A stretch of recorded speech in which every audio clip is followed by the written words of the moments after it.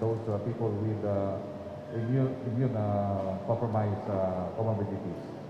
But before I will further state my I would like to extend our deepest gratitude to the World Health Organization, the COVAX, Gavi, and the Coalition of Epidemic Preparedness and Innovation, and the UNICEF for giving us this 2 million doses of hope.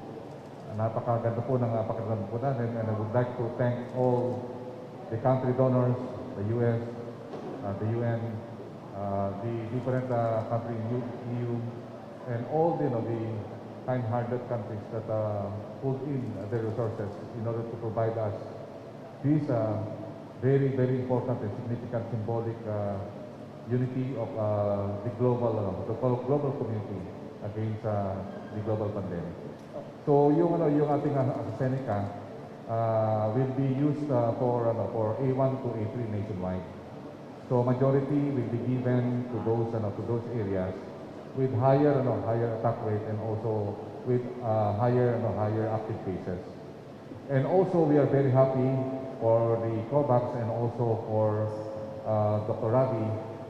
This AstraZeneca is very important also to those 500,000 people who have given the first dose.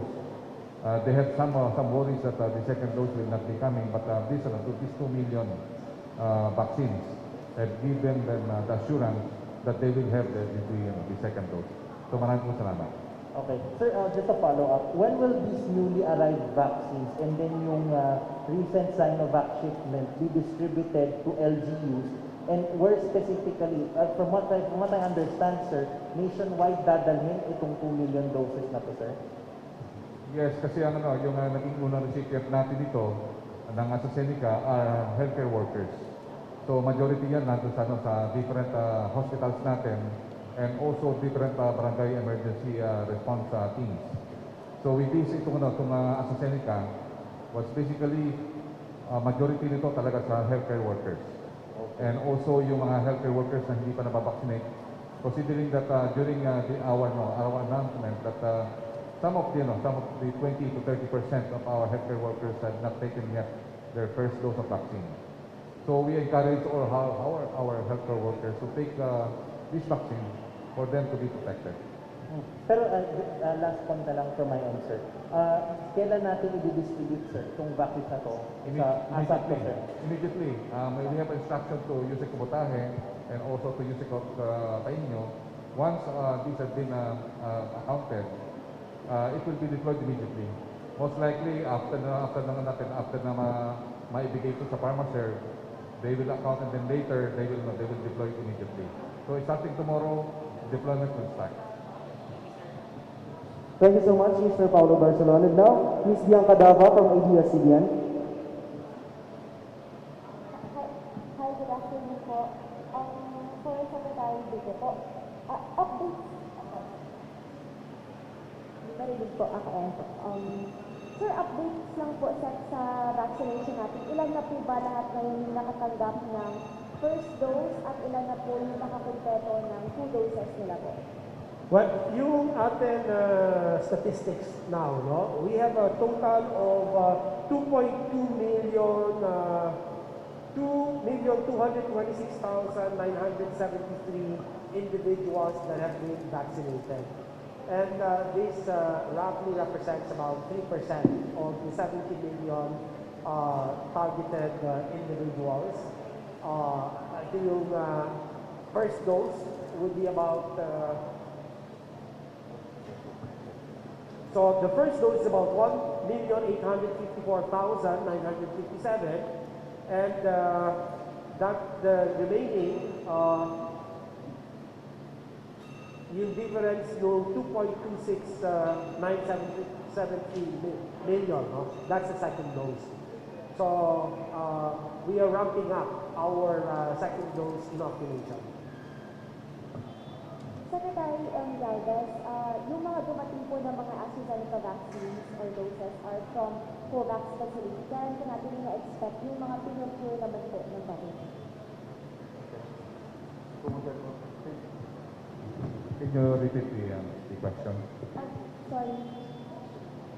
Sec, yung mga dumating po ng mga AstraZeneca doses po or from COVAX facility, kailan po natin ina-expect yung mga pinocure naman po ng government? Especially po, maraming LGUs po AstraZeneca yung binili nila. Can you come closer? Very difficult to comprehend. I think she was asking, sir, kung kailan po darating yung procured na AstraZeneca doses, sir. Yung AstraZeneca doses that has been procured by the LGUs at the private sector will be coming on June. 1.3 million will be coming on June and another 800 for July. Most likely, the AstraZeneca procurement that we have, the first batches for 2021 of 8 million will be coming starting on June and July and August. It will be coming from the plant in Thailand.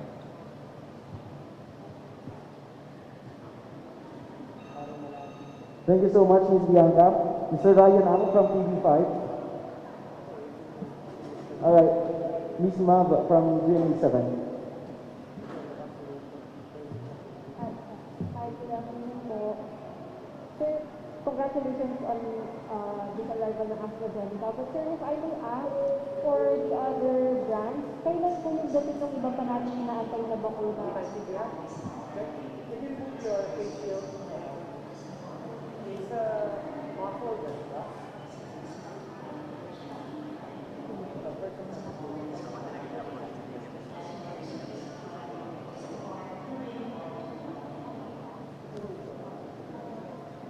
Ayan. For Secretary Duque or Sec Galvez po, sir, aside from AstraZeneca, ano pa po yung other brands na inaantay natin and when are we expecting to receive them as well?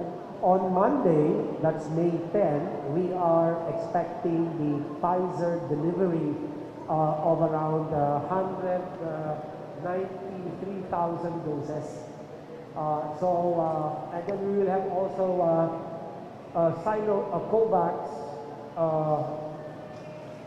Pfizer 1.1 million doses, and then additional 500,000 Sinovac, and about 2 million Sputnik 5 by Gamaleya. Sir, question lang po, ngayon po na nabigyan na ng EUL yung Sinopharm ng World Health Organization. Are we still returning this to China? On Monday, I have already instructed the Bureau of International Public Health Services Office of the DOH to file with FDA for issuance of an emergency use authorization for the Sinopharm donated vaccines. Okay, so that there will be no need to return them once FDA issues out the emergency use authorization on the Sinopharm vaccine. Sir, panghuli na lang po for my end. Sir, we saw the dry run of the drive-thru vaccine in Quezon City and in other LGUs as well. Sir, do we see this happening anytime soon sa mga LGU natin? Yung drive-thru na lang po yung vaccine, like what we do in other countries? May mga LGU na nagtatry na ng drive-thru and then as we all know, ginagawa na natin yung ngayong Pilipino. The idea of that is that we will have a drive-thru for Moderna and other vaccines doon sa natin na yung Filipino construction. So yun ang titingnan natin na sa nakita namin ngayon kasi because we will have a rainy season this coming June. We have some sort of collective recommendation that instead of a drive-thru, we will use malls, we will use the ballrooms of the hotels, and also we will use other places with concrete and undisturbed yung tatawag nating location. Kung makikita natin ngayon, marami ngayon na SM malls, Ayala Mall, Robinson Mall, yung tatawag natin na yung mga different hotels. They are offering their places. Kahapon, nagkaroon kami ng inauguration sa Giga Vaccination Center ng Pasay using SM MOA. Nakita natin they can generate more or less 2,000 vaccine per day. And also we saw yung sa Taguig na ginamit nila yung SM Aura that they can administer more or less 400 to 500 vaccines a day. So kung titingnan natin, if we will see na yung geographically, marami tayo mga tinatawag na mga malls that can be used for vaccination center. And yun ang nakikita namin na mas sustainable siya and also very affordable at the same time. It is very convenient to the public to go there. So yun namin, more on utilization of the private sector properties so that we can provide very convenient and very accessible vaccination area. Salamat po. Thank you, Ms. Mag Gonzalez from GMA7. And now, Mr. Michael Rogas from Radyo Pilipinas. Sir. Good afternoon po, Secretary Galvez. Sir, ito pong AstraZeneca ay saan po yung malaking volume na dadalhin or ibabagsak po natin? Katulad ng sinabi natin sa ating mahal na Presidente that our strategy now is to give more vaccines to those center of gravity. This center of gravity are those highly urbanized cities that has been an epicenter before. So ang ginagawa natin, nag-determine kami ng NBOC, ng National Vaccination Operation Center, na mga strategic areas that once you inoculate these areas, yung tinatawag nating economic and social risk will be mitigated. It means na pagka ito natin na vaccinate natin yung mga tao dito sa area na to, yung vulnerability ng mga highly urbanized area will be eliminated. So ang pinaka-major natin na dadala natin ito is number 1, NCR. Yung Metro NCR Plus, yung NCR Plus 6. And then yung Metro Davao, Metro Cebu, and other areas that have been affected before, yung Bacolod, Negros, yung Zamboanga, itong CAR, yung Baguio City, Region 2, Region 7, Region 11, and also the other regions that have been badly affected by the COVID-19. Para at least, kasi this is a race against time, so our strategy is to really give them added protection, particularly if this COVID-19 will have another possible surge, because we are now preparing for the long haul. Thank you so much po. Kay Secretary Duque. Secretary, for the past 1 week po ay gumaganda po yung ating pong record pagdating po sa pagtugon ng pamahalaan po natin sa mga COVID-19 patients. Bumababa na rin po yung kaso po ng mga naitatala po natin na nahahawaan ng virus. Sa tingin niyo ba, dapat pa rin talaga tayo manatili sa NPCQ sa mga susunod na linggo o masyado pa maaga para sa gayon ay rekomenda po ito, Secretary? Alam niyo ang proseso ng IATF sa pag-recommend lang. I have to speak in English with due respect to our foreign dignitaries here. No? The process that the IATF follows is we wait for the data analytics that is submitted by our experts, no? From PASTOR, from the technical advisory group of experts. Then we need to look at the numbers. We need to see whether the average daily attack rate is on a downward trend. It is on a downward trend, but how much longer is it going to maintain that downward trend? We will find that out next week. Just before the end of the NECQ, which is going to be May 14, no? So May 12, maybe, or May 15, we will convene the IATF and we look at the data coming from the analytics group, and if the de-escalation is warranted, then we will recommend to the President from an NECQ to a GCQ, community quarantine status. Okay. Thank you so much, Secretary.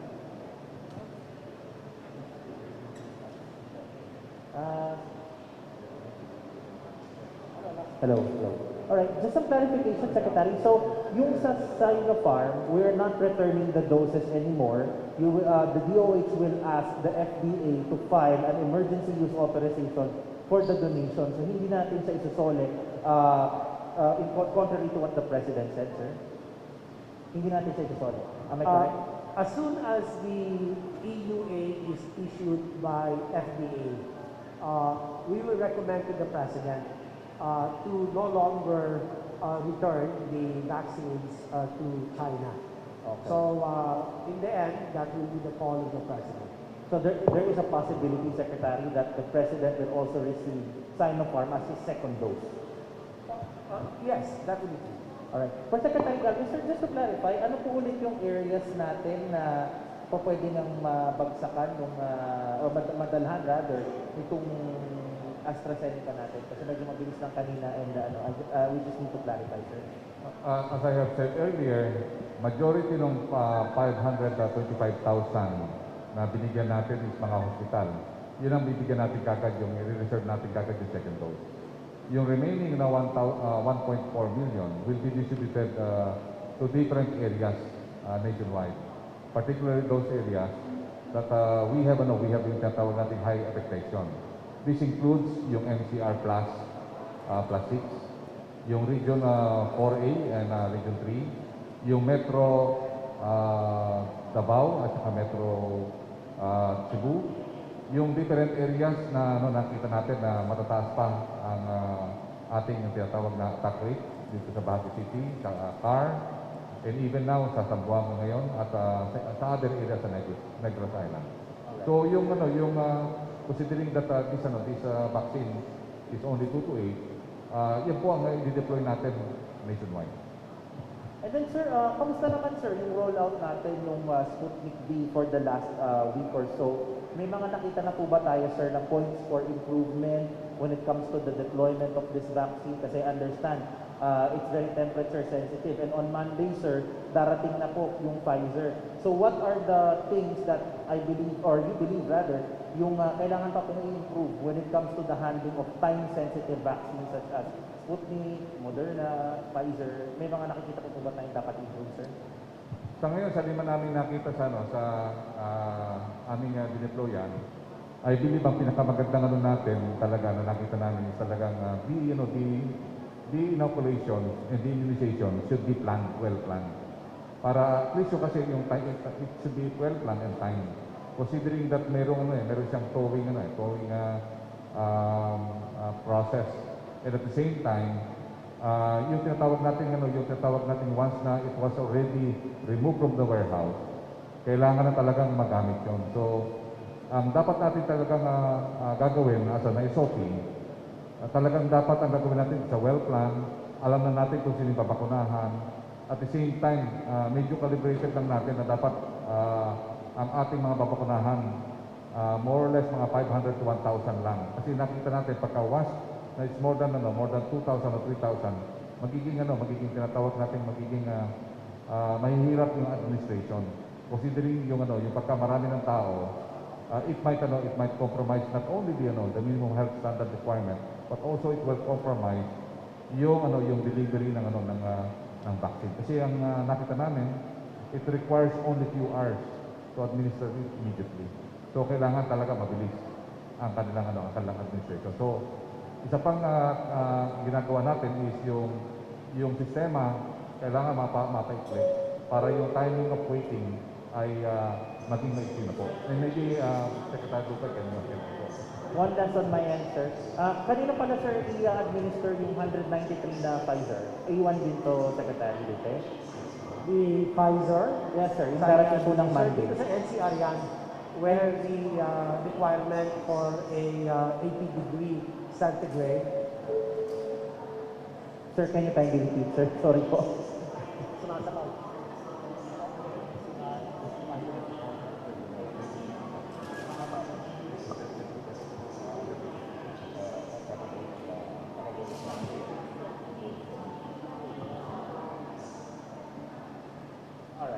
Okay, the Pfizer vaccines will be distributed mainly in the NCR, in Metro Cebu, Metro Davao city and the other major cities.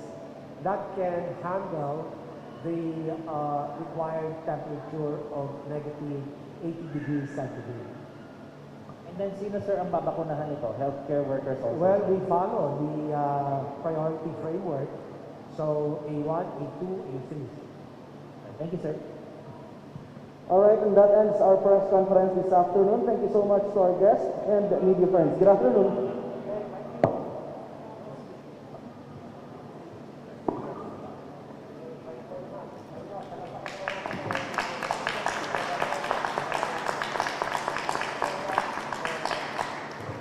So we would like to thank once again the UN representative, the UNICEF, and also the WHO for all the work that they have put together, and also, of course, representing the United States Embassy. We convey to you our appreciation and gratitude for the substantive donations that you've given into the COVAX facility, thus making it possible for low to middle income countries to benefit from this initiative. Thank you very much, everyone.